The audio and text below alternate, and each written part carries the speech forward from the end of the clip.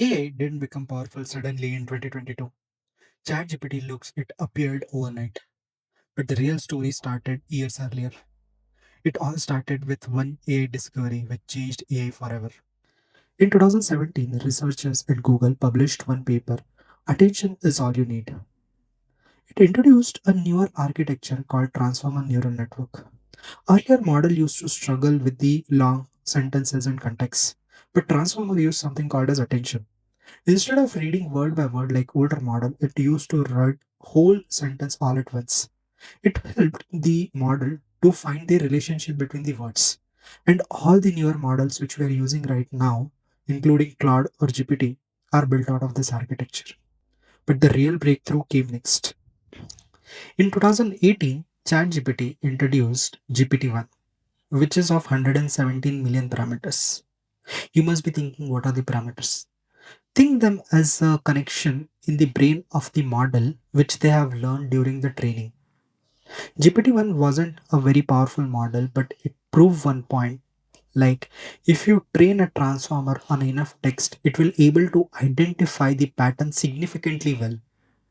And this was just the beginning. Just 1 year later, OpenAI introduced GPT-2, which is of 1.5 billion parameters, approximately 10x bigger than the GPT-1. And suddenly AI could answer questions, write stories, and even write paragraphs. People were shocked. But researchers noticed one very important thing. The bigger the model become, it's becoming better. This leads to very important discovery in AI.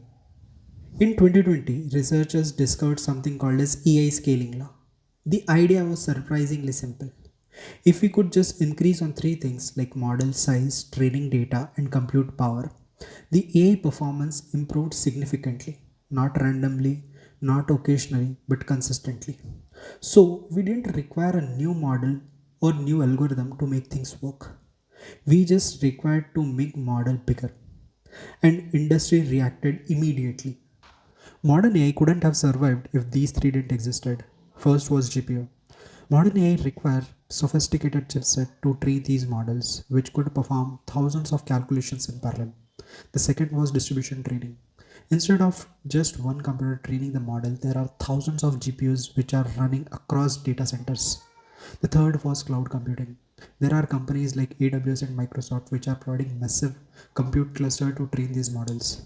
If these three couldn't be there, large language model couldn't have survived. Here is the most surprising part.